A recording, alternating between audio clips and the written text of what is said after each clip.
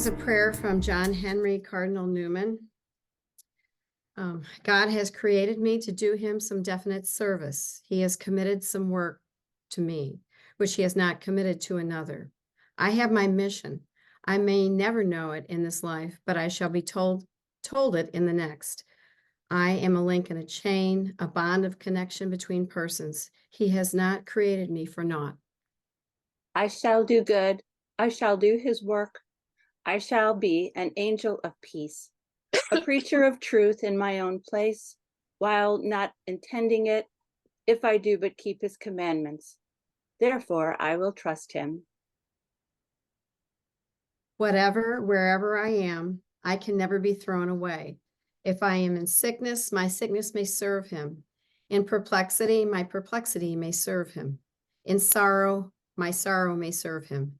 He does nothing in vain. He knows what he is about. Amen. And I want to thank Father Phil Steele for being with us today. Thank you. And he has been so flexible about saying he'll come, he'll do Zoom, he'll do whatever. And he's a wonderful man.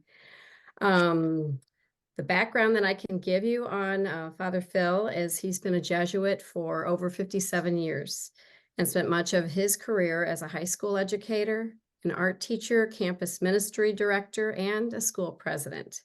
He's also served as executive assistant to the Jesuit Provincial and as superior of several communities of Jesuits.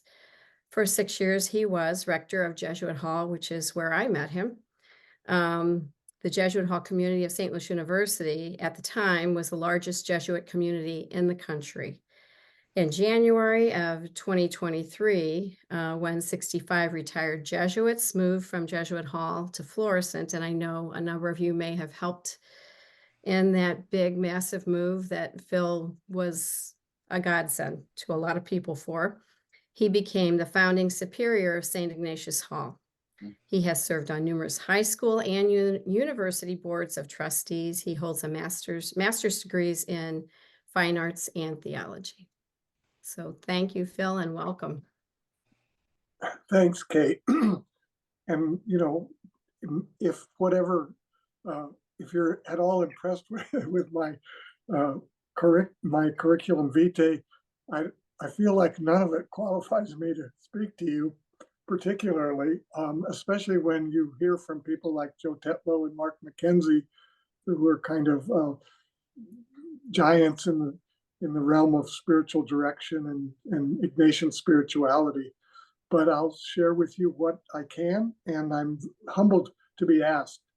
I chose a background that is on our campus in our new residence, St. Ignatius Hall. We have this little fountain in the lake that on particular mornings you can see a rainbow in it, which is a nice image.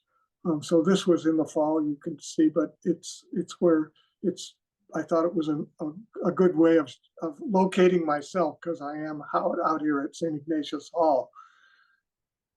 Recognizing movements of the Spirit, and I thought the prayer that Kate and Deb led us in really dovetailed nicely with what I wanted to suggest as the starting point, which is the starting point of all of our spirituality, Ignatian spirituality, the first principle and foundation, recognizing God as the source of all good gifts.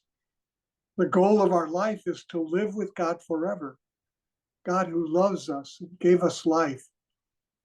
Our own responsive love allows God's life to flow into us without limit. All the things in this world are gifts of God presented to us so that we can know God more easily and make a return of love more readily. As a result, we appreciate and use all these gifts of God insofar as they help us develop as loving persons. But if any of these gifts become the center of our lives, they displace God and so hinder our growth toward our goal. Our only desire and our one choice should be this: I want and I choose what better leads to God's deepening his life in me.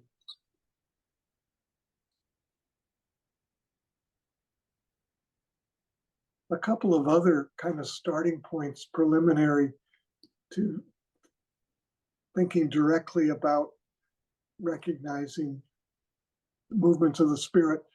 And when I think about, the gift that Ignatius gave to us in his spirituality, one of the fundamental truths that he hung on to is that God comes to me through my human experience.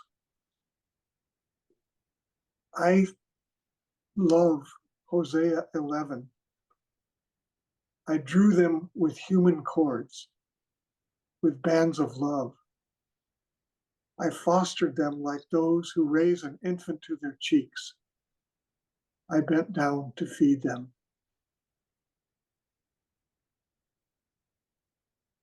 The movements of the Spirit can be experienced in a variety of ways: voices and moods and feelings, desires, impulses, longings, images.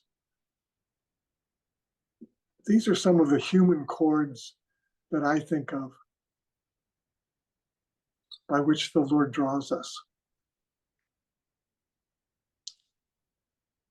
Another kind of fundamental starting point is that God desires to communicate with the individual. It may sometimes feel like God's playing hide and seek, but Ignatius's conviction is that we have a God who wants to communicate, who desires to communicate with us and with us as individuals, in addition to communicating with us as a people. In the 15th annotation, Ignatius writes, in the spiritual exercises, when seeking the divine will, it is more fitting and much better that the Creator and Lord himself should communicate himself to his devout soul, inflaming it with his love and praise, and disposing it for the way in which it will better be able to serve him in the future. So the one who is giving the exercises should not turn or incline to one side or the other, but standing in the center like a balance, leave the Creator to act immediately with the creature, and the creature with its Creator and Lord.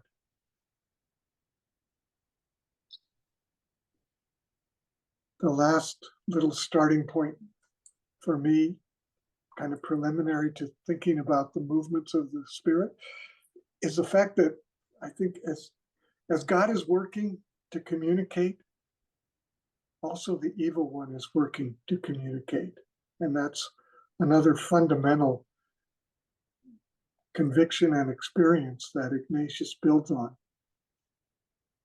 And the evil one is working to communicate, to draw the person to his direction, in his direction. And we experience the pull of the evil one through the same means that the Spirit uses: voices and moods and feelings and desires, impulses, longings, images. I guess that's what we call sinfulness. And I think that's why we need discernment. For the person making a retreat or just desiring to grow in familiarity with God, generosity and openness are needed in order to recognize God. And also the importance of just paying attention, being attentive in my day.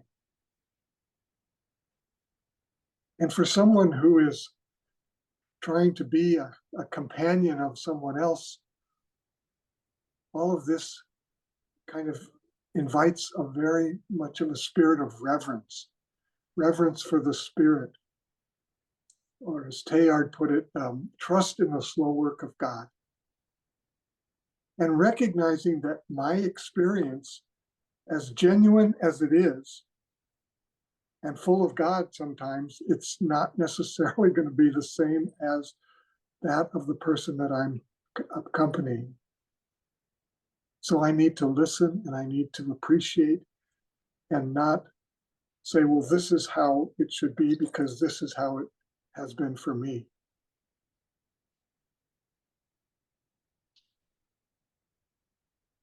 I want to reflect a little bit about the importance of the image of God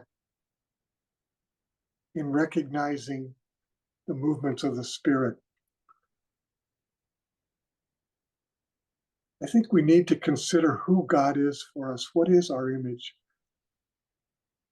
Because if I don't have a strong sense of what that image is, of who God is for me, it's not going to be so easy to recognize the movements that are from God and those that are against God.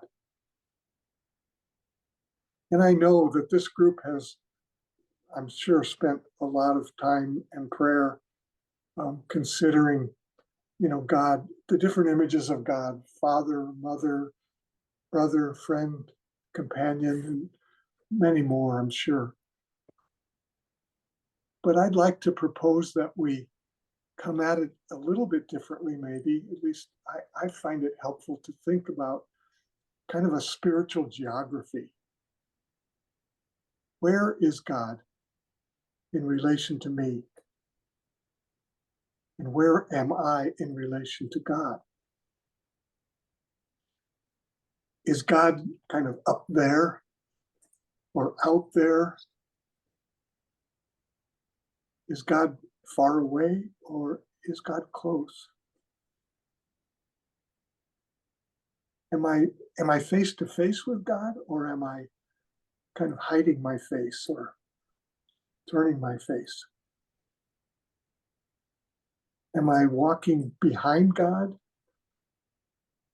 or in front of God or next to God? Just imagining kind of where I am.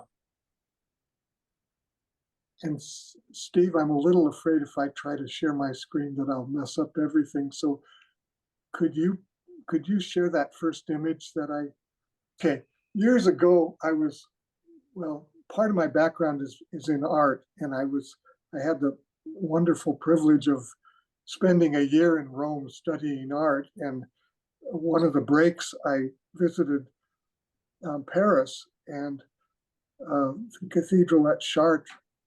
And it was not the best day to visit there because it was a gray and cloudy day. And as I was leaving, I stopped in the bookstore and I saw this image that is on the screen right now, which is way up high. I didn't see it when I was walking through and I don't think I could have, even if I had known it was there, because it was so dark and gray that day. But I was so struck by this image of God and Adam. And I don't know if I'm imagining or if but I see God smiling there. And I, even if it's just the weathered effect of time on the stone, I like to believe that God is smiling and that God is holding Adam very tenderly. And I've held on to that as kind of my image of God, at least the image that I want to take with me, to hold within me. And it reminds me a little bit of, I'm sure you've heard Anthony DeMello's little thing about behold God, beholding me and smiling. And I think that's something that a lot of people don't imagine, that God is smiling at them. I think it's easier to imagine God pointing a finger or, saying, you're okay, you're partway there, but you got to keep going. But I think this tender image of God is one that is true, at least for me. At least I hope it is. I like to begin my own retreats and suggest Psalm 131 to others as they are beginning their retreat. And it's very, very similar to this image. Um, Lord, my heart is not proud, nor are my eyes haughty. I do not busy myself with great matters, with things too sublime for me. Rather, I have stilled my soul like a weaned child to its mother. Weaned is my soul.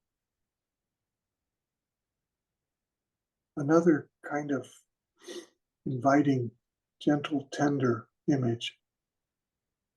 I think it could be a really fruitful exercise to read through one or other of the Gospels just with that perspective of where is Jesus in relation to people.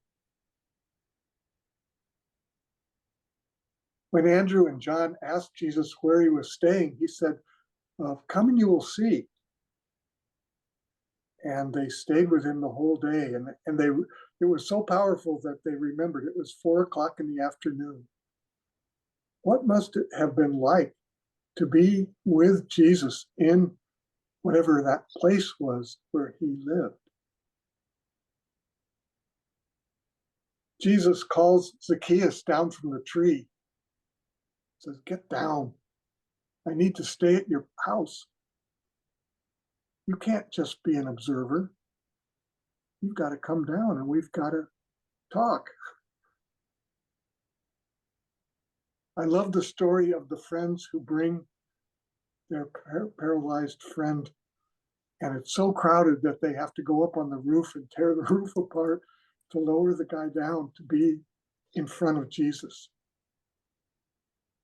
They know that's where he needs to be, right there. Jesus is walking along and suddenly stops and said, who touched me? And the woman with the hemorrhage comes forward and falls to her knees. Jesus was not interested in being a wonder worker who could be touched and healing happens. He was a person of encounter. He calls those sitting around the circle with him his mother and his brother and his sisters. While his poor family is outside the house, they can't get in. Who's close to him? Who does he choose to have right there in the circle? It's good news for us, I think. The beloved disciple rests his head on Jesus' chest at the Last Supper. These are all just some examples of where Jesus chooses to be in relation to those around him, his friends, us. And knowing where I am in relation to the Lord and where I desire to be can prepare me to recognize more clearly the movements of the Spirit, movements that will draw me to that place where I want to be, and also recognize movements that pull me away from that place.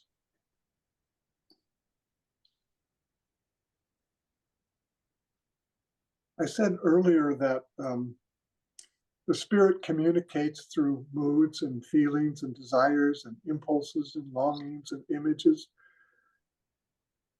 in many other ways. But I think if I had to pick one way to focus thinking about movements of the Spirit, I think it would be voices. I think this, we think of, I mean, it seems like we experience somehow in maybe they get translated into our words, but we hear voices. We hear not literal voices, but we hear messages. We hear words. And I believe that Jesus had that same experience, that he learned who God was just as we learn. The author of Hebrews says, son though he was, he learned obedience from what he suffered. And the gospel writers describe some very key moments in which Jesus himself hears the voice of the Father. Most powerfully, I think, in coming up out of the water from being baptized, after being baptized by John, he saw the heavens being torn open and the Spirit like a dove descending upon him. And a voice came from the heavens, you are my beloved Son.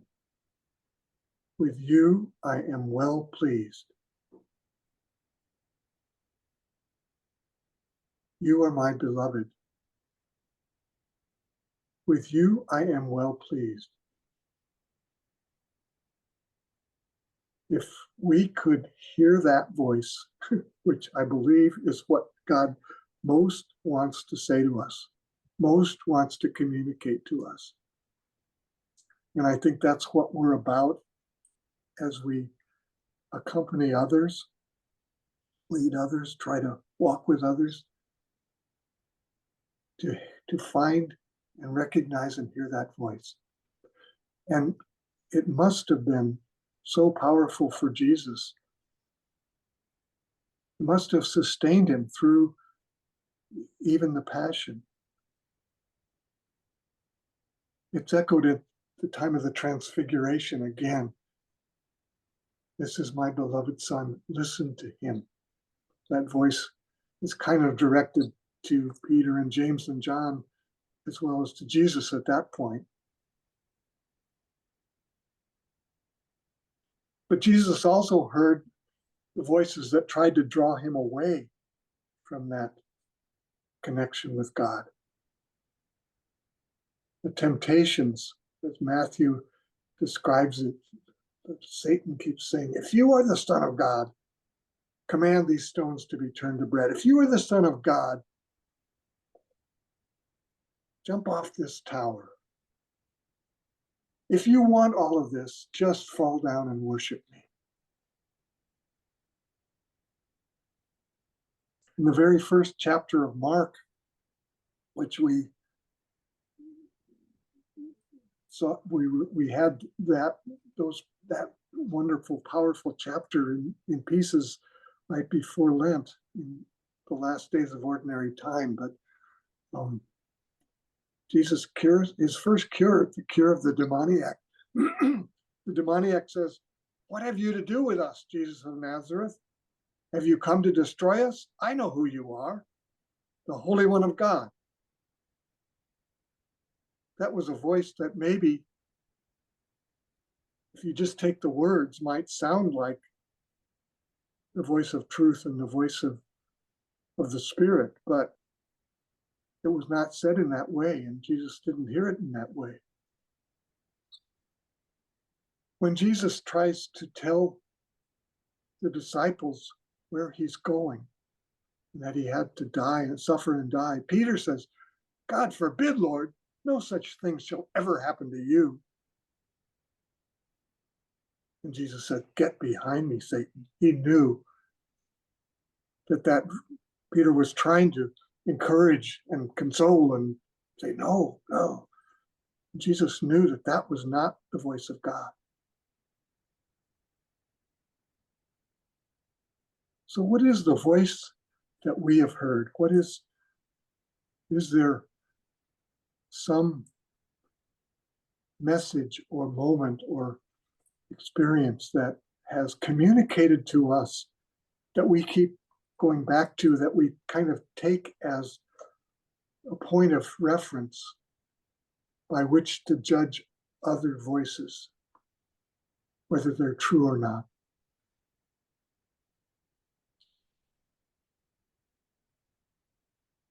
I do believe that the voices that fight within us kind of morph and change over time. I think in youth, the Spirit speaks words of courage and of risk and of service and invitation, finding your vocation, what is it that God wants me to do, to be? And then at that time, I think the evil one has messages that communicate, that tells us that commitment is impossible. You can't do it. It's not, we're not made for that. Or look what you're missing by the commitment you've made. All of this stuff that you can't do or that you can't have because of what this commitment has asked of you. Or the voice that says, you're just not making it. You're not good enough. I think now in our more mature years, the Spirit speaks words of inviting us to trust, to not fear, to let go, to surrender, to be free.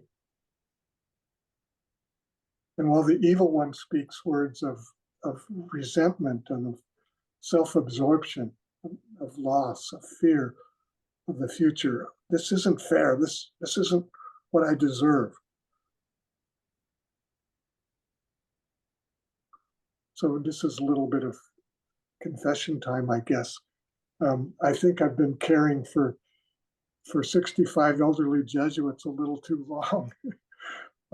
Or perhaps it's just that I've listened too intently to the voice of the evil one telling me that these men are so self-focused and so insensitive to others.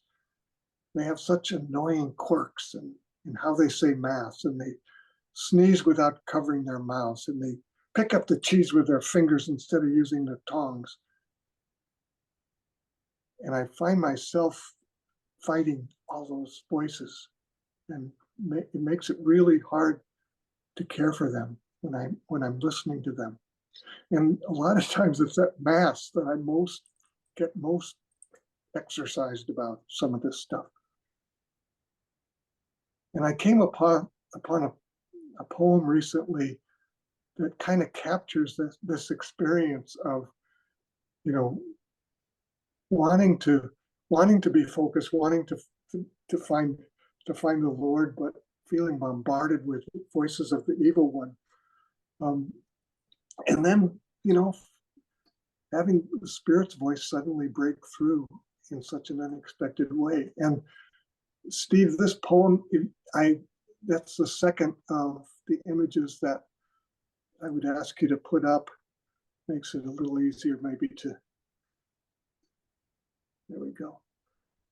And it's timely because it's called At the Beginning of Lent, Ash Wednesday, by Sally Ito. My mind is a brick and nothing gets through. The porous sponge of my youth is desiccated into a slab of stone. Painting the ashes on such a surface is an idle act or a leap of faith by the bestower. For the mind, while receiving the mortal dust of sacrifice, is wandering through the temple maze of cellars, wondering what to buy, eat in the morrow. Well, there'll be no sugar, caffeine, or even meat. The beans will need soaking, and the fish bought fresh. The sermon is about a recalcitrant camel made to suckle its mutant offspring, an oversized albino calf whose onerous birth caused the mother's heart to harden, become indifferent. My mind is that heart. The shepherds hire musicians, sing and rub the poor mother's neck. And finally, teardrops glisten in that old Naga's eyes. And she is made to look on her child as if it were her own for the very first time. The brick, now sodden with tears, will keep in the moisture longer than you think. And when through the doors of the church I slip into the world, the ash will be in me like salt in the sea.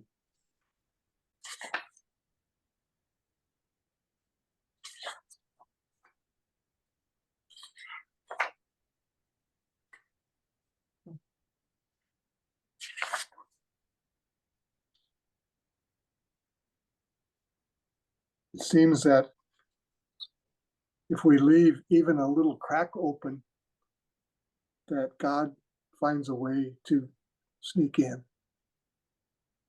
And that's my experience of, so often the voices of the evil one seem so powerful, but then a grace happens. You can take that off, Steve, now. Probably need to get ready to take a break in a little bit. You're near the That's end. it. That's Okay. the end.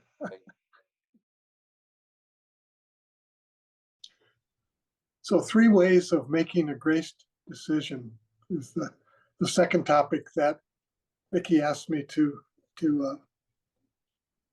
address with you. And this is one that has some direct underpinnings in the spiritual exercises themselves. Most people don't make their life choices in the context of the spiritual exercises. But for those who are blessed to be able to make the exercises at a time of decision, Ignatius does have quite a bit to say. Before we get into some of the specifics about that, it's good to think about, I think, what we talk about a lot, or a term that we use, is finding the will of God, finding the will of God. And I'm pretty sure that this group has spent a lot of time and reflection on that. What does that mean? And I'm pretty sure that it doesn't mean what we often hear, maybe at a time of death. Oh, it must be God's will, or God must have needed her more than we do, or he's in a better place. And I want to say, really, like, is that God's will that this child dies? Is it God's will that this young woman took her life? That doesn't sound like the God that I believe in. And sometimes finding God's will can sound a lot like, well, there's this treasure map with an X, and I've got to figure out how to get to that X, because that's it. That's a map. It's a map. It's a plan. It's an X.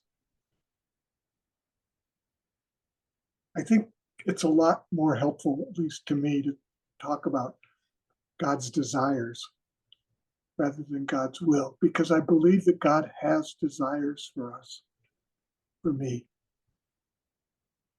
And to me, it feels a lot more consistent with that image of God that I shared with God holding Adam and smiling. I can imagine what God's desires are for that person. Or the poem that I ended the first talk with, that mother camel, whose heart is turned toward her weird looking baby. So with that said, what does Ignatius have to say about the various ways that a person can make a life choice in line with God's desires for him or her? He talks about 3 times, and the first time is a situation of unmistakable clarity. God shows us the course to follow with such decisiveness that we know with great confidence that we are hearing God's voice and are following God's lead. Doubts might come later, but at that moment, the consolation is undeniable. this is actually how well, first, examples of this are clear examples in the scripture would be the conversion of Paul or the call of Matthew. It's, either one of those, is a moment where, well, Matthew just drops everything and follows. And Paul, that story. Those are examples of that kind of clarity where the connection with God is felt immediately. And I remember my senior year of high school, I grew up in Denver, and I went to Regis High School, now called Regis Jesuit High School. And I don't know if some of you might have met Mike Sheeran along the way. He was president of Regis High School, Regis University for many years. But he was a young Jesuit scholastic teaching when I was in high school, and we had the sodality back then. And we would, meet regularly and do some service things on some weekends and things like that. But we also had kind of a spiritual director, and we would meet with him maybe once a month for a while. And Mike was my spiritual director, whatever that meant to me at the time as a high school kid. And I remember sitting in this dingy classroom after school one day in February of my senior year. And Mike I don't know how we got onto it, but he was just telling me why he decided to be a Jesuit. And I just, at that moment, I had this incredibly strong feeling that was what I wanted to do too. And I knew it. And it was sudden.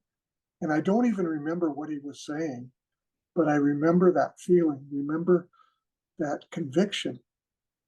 And it feels as real to me now as it did back then. And it's something that I've returned to again and again. It was my experience of call. And it's really, it's exactly what Ignatius describes as that, in that first time of making a decision. So then he talks about the second time. And I think this is probably maybe more familiar to us. It's a time when we feel alternating certainties and doubts, exhilarating strength and debilitating weakness, consolation and desolation.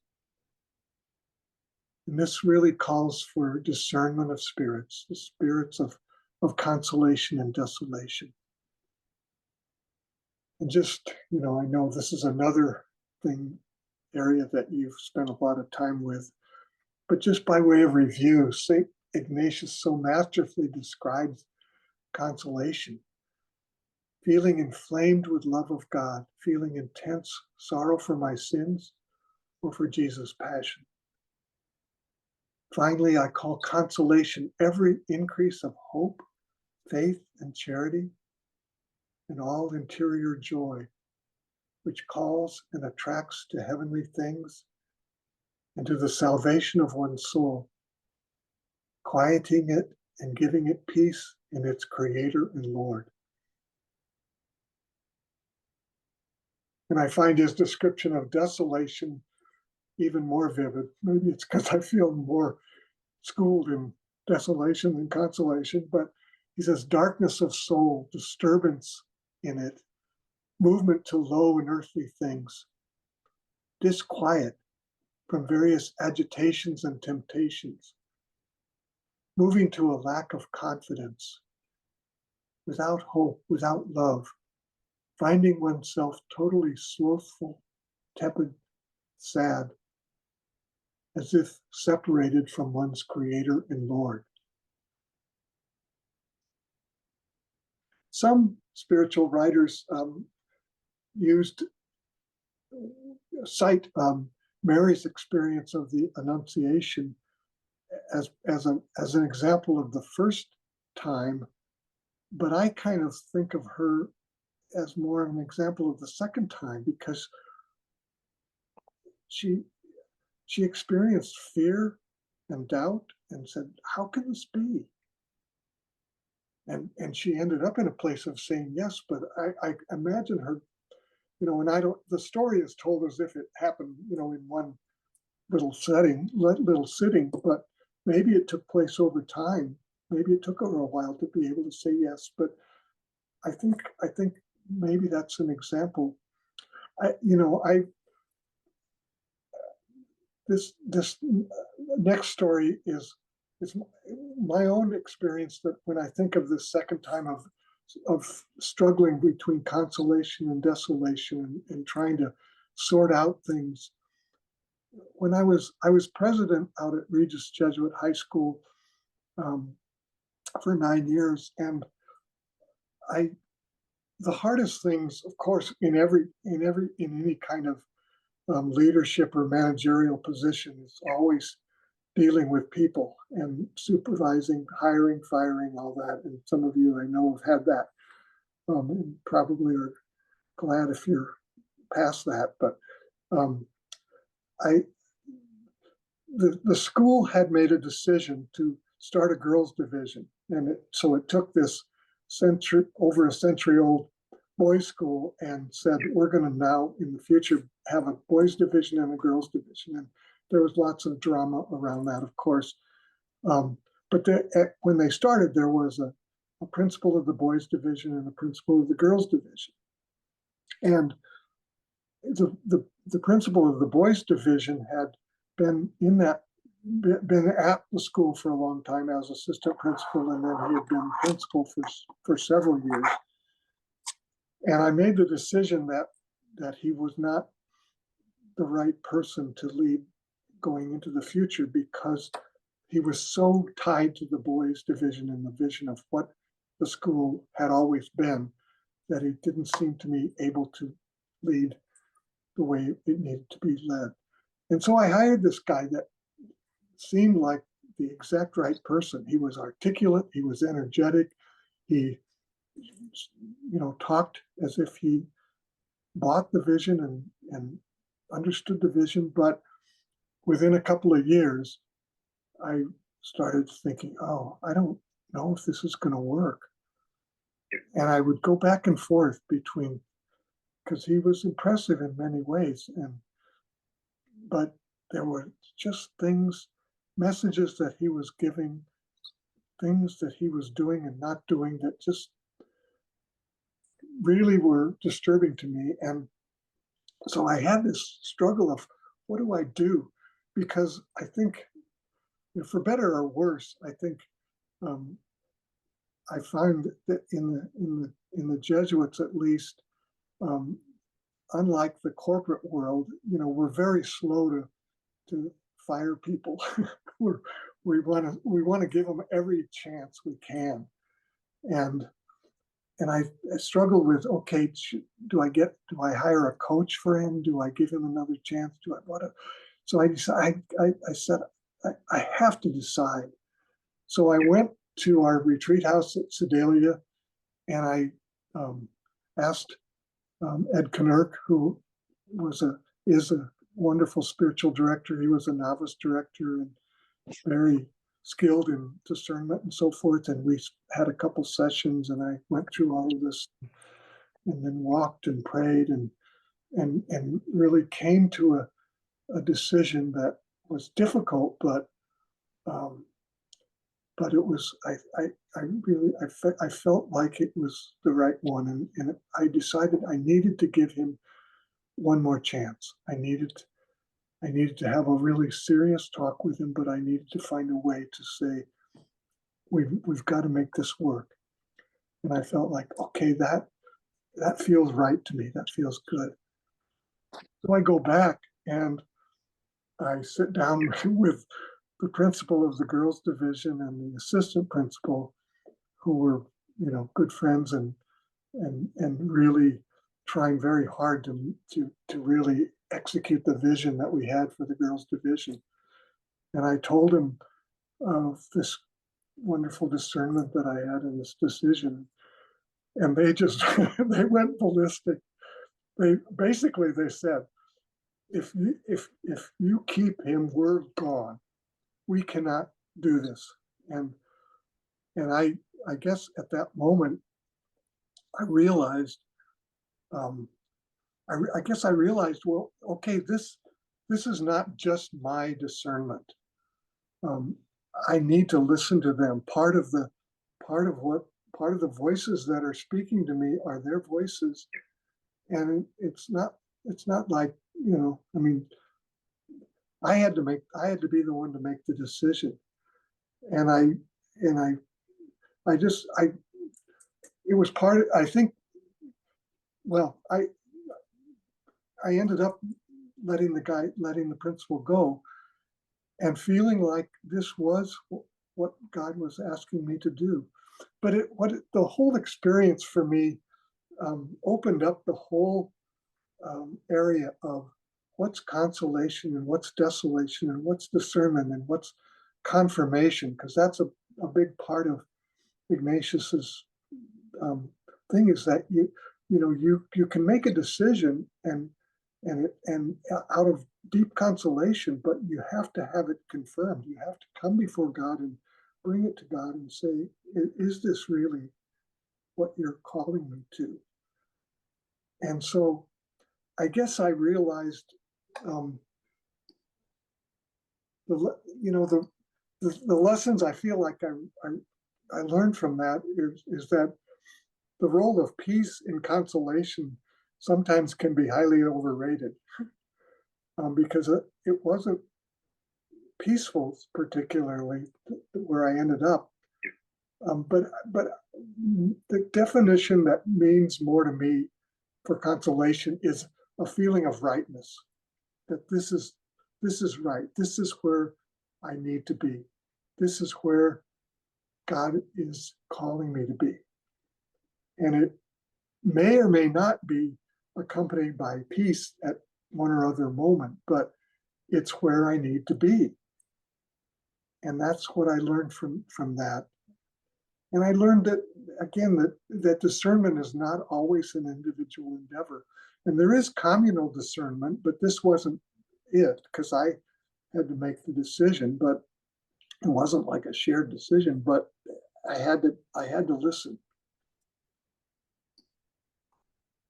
So the third time, well, this third one is, there's a lot of, Ignatius gives a lot of recommendations, I guess, for how to deal with discernment in the third time, which is where you're not feeling either consolation or desolation. You're kind of, no strong movements. We're placid, having neither the peace of God's consolation or the desolation of God's absence. To make a choice in this situation, Ignatius says we use human reason, basically. If the voice of God isn't there, and I'm not even fighting the voice of the evil one, I've got tools, gifts that I have, that human means. And the Ignatius outlines steps that feel somewhat like the examen in a way. First, I clearly place before my mind what I want to decide about. What's the decision about? And then I remember the first principle and foundation, and I recall my desire to praise, love, and serve God in whatever decision I make. I want to be in balance and free, so I focus myself in that way. And then I pray for God's light and guidance. I weigh the pros and cons of each decision. Then I consider which choice seems more reasonable after I weigh these pros and these cons. And then I place my decision before God. And I sort of ask God, okay, I'm not feeling it now. I'm not feeling your voice, but I would like to, I want to, I need to. So please, if it's your will, if it's your desire, give me confirmation. Help me to know that this is this is indeed the decision that is in line with your desires for me. And then Ignatius kind of has a few more things that said, basically, if this doesn't work, try this. Imagine someone that I've never met comes to me with this same kind of dilemma, this decision. What would you tell that person? How would you advise that person? Because sometimes a lot of times, I think we give much better advice to others than we give to ourselves. Or I can imagine myself on my deathbed. A little radical, but what choice would I want to have made if I imagine myself there? Or similarly, I can imagine myself at the last judgments before the Lord and talking with the Lord and imagining what choice would I feel better about, bringing to the Lord at that last judgment. So kind of radical, but sometimes that's the way. It, at least for some, I think he kind of lays out a bunch of possible ways, but based on our human reasoning and human imagining and such, and not so much hearing, because the voice of God isn't present right there. So people joke or laugh at me because a lot of times when I don't know how else to end a homily, I come up with a Mary Oliver poem. And over the years, she's led me to really a deeper appreciation of what it might mean. She doesn't use the term, but finding God in all things. She speaks of a habit of the heart, kind of is really essential to recognizing God, I think, and that is paying attention. And she's been called the patron saint of paying attention. One of her most famous poems, a couple of lines are, I don't know exactly what a prayer is. I do know how to pay attention, how to fall down into the grass, how to kneel in the grass, how to be idle and blessed, how to stroll through the fields, which is what I've been doing all day. Tell me, what else should I have done? So this poem, The Journey, I think speaks to me about discernment. One day you finally knew what you had to do and began. Though the voices around you kept shouting their bad advice, though the whole house began to tremble and you felt the old tug at your ankles. Mend my life, each voice cried. But you didn't stop. You knew what you had to do. Though the wind pried with its stiff fingers at the very foundations, though their melancholy was terrible, it was already late enough, and a wild night, and the road full of fallen branches and stones. But little by little, as you left their voices behind, the stars began to burn through the sheets of clouds, and there was a new voice which you slowly recognized as your own, that kept you company as you strode deeper and deeper into the world, determined to do the only thing you could do, determined to save the only life you could save.